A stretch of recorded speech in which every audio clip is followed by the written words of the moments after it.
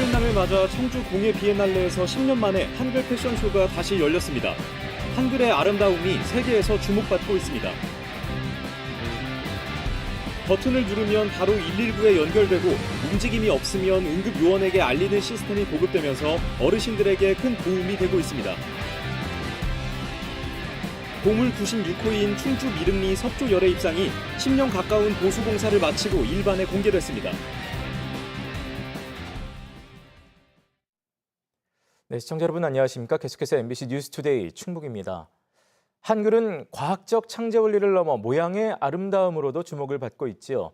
이 한글을 모티브로 한 패션으로 유명한 이상봉 디자이너의 패션쇼가 청주 공예 비엔날레에서 펼쳐졌습니다. 보도에 김은초 기자입니다. 붓을 따라 자음과 모음이 유려하게 흰 종이를 채워갑니다. 손에 힘을 주고 빼기를 반복하며 부드럽고도 강한 힘이 느껴지는 한글의 아름다움을 그대로 담아냈습니다.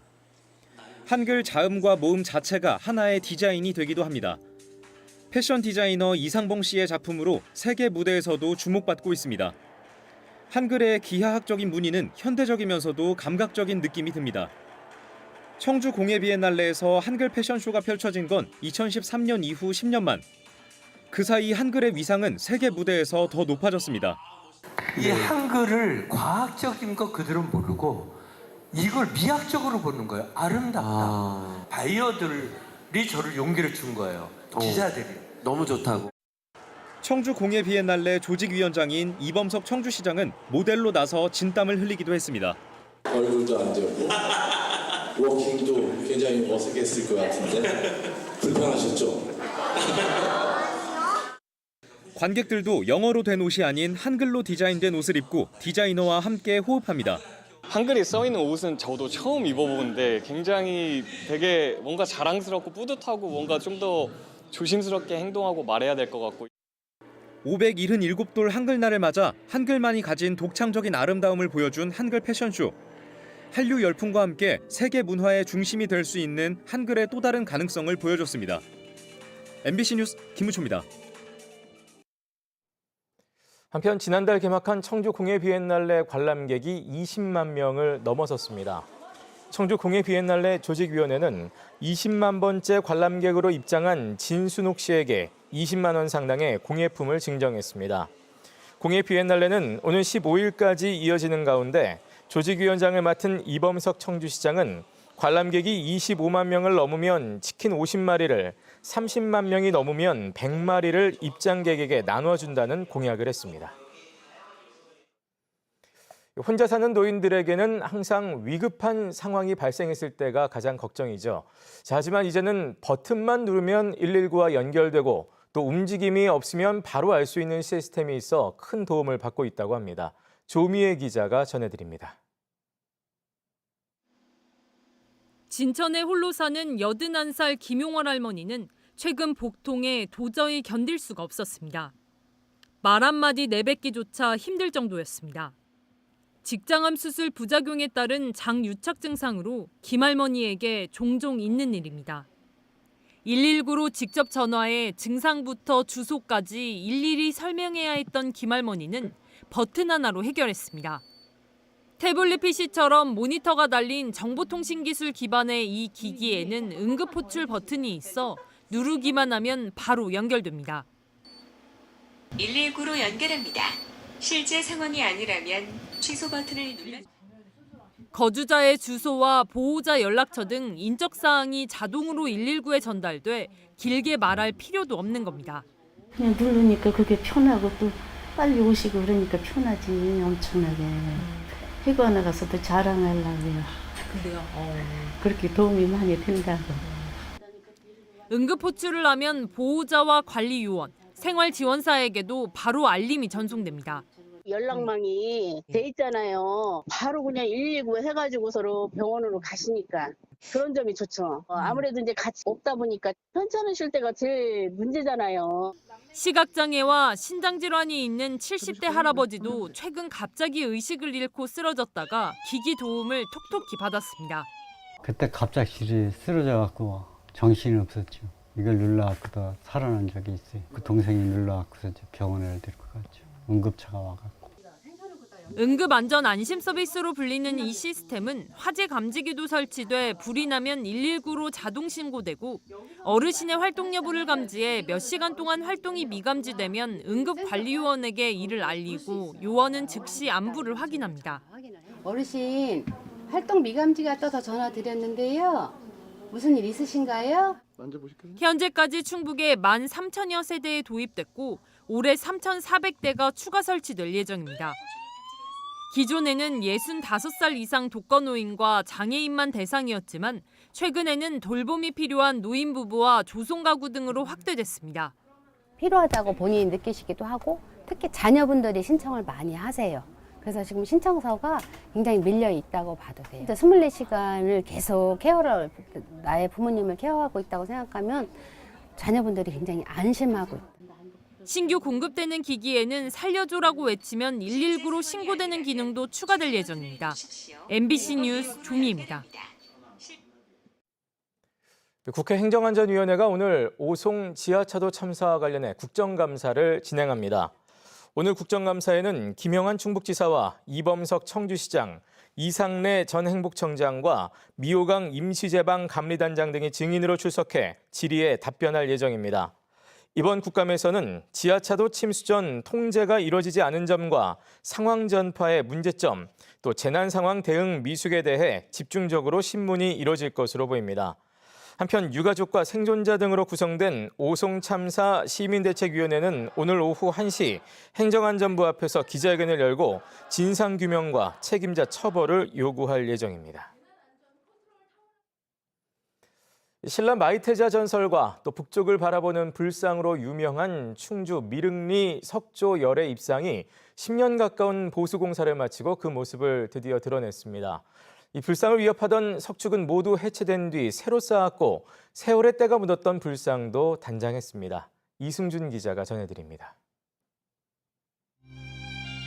월악산 푸른 하늘 아래 높이 10.6m의 석불. 원기둥처럼 단순하게 처리된 몸통과 가슴 앞에 모은 두 손. 둥근 얼굴에 길게 자리한 귀와 선명한 입술. 감은 듯 뜬 듯 사람마다 달리 느껴지는 눈까지. 보물 96호인 충주 미륵리 석조열의 입상입니다. 지난 2014년 보수공사에 들어간 이후 9년 만에 다시 모습을 드러냈습니다. 석불을 둘러싼 석축이 한쪽으로 기울어지면서 붕괴 우려가 있어 해체하고 다시 쌓는 작업이었습니다. 대형 석축이다 보니까 이것을 드러내는 과정부터 시작해서 되쌓는 과정까지 상당히 오랜 검토 기간이 필요했고요. 드러냈을 경우에 이제 석재가 훼손된 경우도 있었기 때문에 충분한 하중을 받을 수 있는지 그런 검토가 상당한 시간이 걸렸습니다. 3D 정밀 실측과 컴퓨터 시뮬레이션 등을 통해 다시 쌓은 석축은 안정감을 되찾았습니다. 세월의 흔적도 씻어내 곳곳에 숨겨져 있던 작은 부처상도 쉽게 찾을 수 있습니다. 불상도 오랜 세월 덧입혀진 이끼와 때를 벗어 밝고 웅장한 자태가 드러났습니다. 10년 가까이 가림막에 갇혔던 석불을 다시 보는 관광객들은 반갑기만 합니다. 그 공사 중이라는 게 너무 오랫동안 지속돼가지고 이거 언제쯤 완료가 되지 하고 궁금했었습니다. 보니까 너무 좋은 거예요. 얼굴이 환한 게 저도 기분이 좋더라고요. 보수공사와 함께 인문학적 연구도 함께 진행된 충주 미륵리 석조열의 입상. 우리나라 최초의 고갯길인 하늘재와 더불어 그 가치를 더 인정받게 됐습니다. 역사적으로 중요했던 우리 교통노상에 만들어졌던 고려 전기의 중요한 사찰에 대해서 시와 국가가 힘을 합쳐서 제대로 다시 안전하게 복원했다는 의미가 있고요. 1000년 동안 월악산 자락을 지킨 미륵리 석불. 변함없이 북녘 하늘을 바라보며 다시 1000년을 기약합니다. MBC 뉴스 이승준입니다. 나들이 차량이 늘어나는 가을철을 맞아 경찰이 교통법규 위반 집중 단속에 나섭니다. 충북경찰청은 다음 달까지 단풍명소와 주요 관광지를 중심으로 음주운전을 집중 단속하는 한편 과속과 신호위반, 난폭운전도 단속한다고 밝혔습니다. 경찰은 최근 3년 동안 충북 교통사고 사망자의 30% 이상이 가을철에 집중됐다며 안전운전에 유의해달라고 당부했습니다.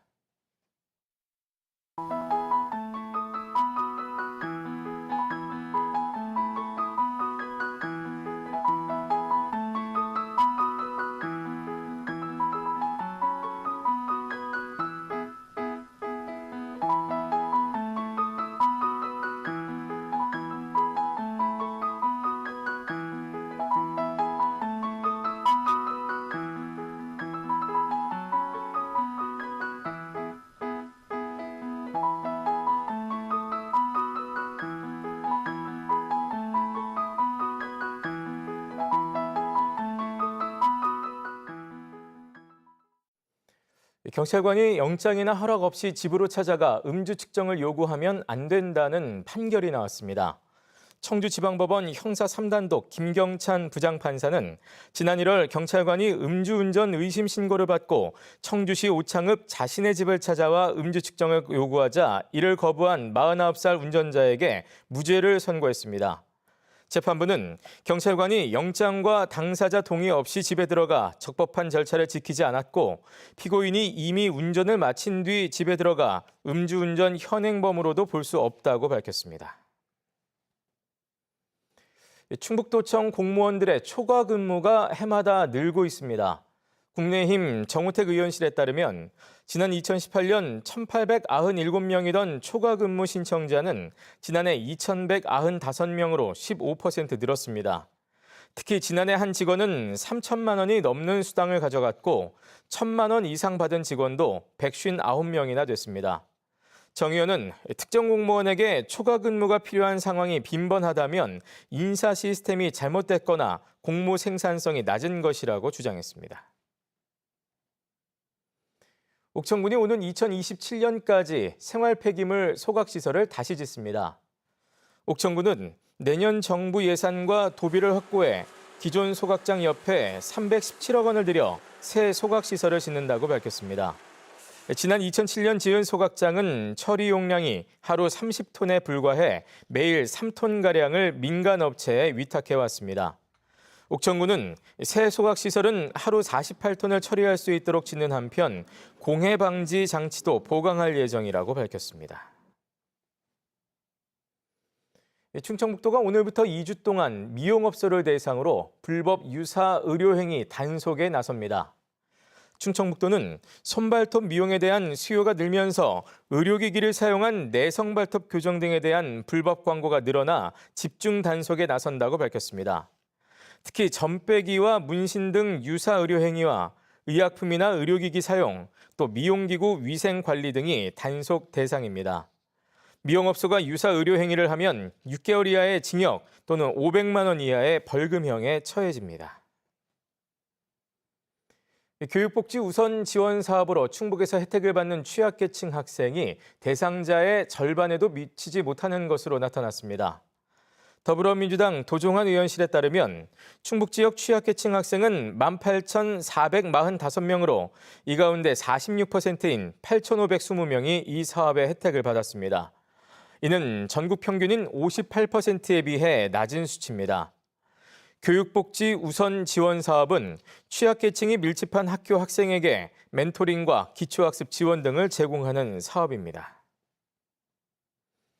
계단을 이용하기 힘든 교통약자가 늘면서 충청북도가 저상버스 도입률을 3년 안에 대폭 늘리기로 했습니다.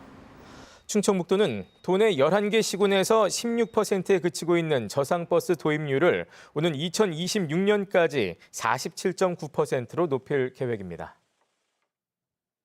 네, 뉴스를 마칩니다. 고맙습니다.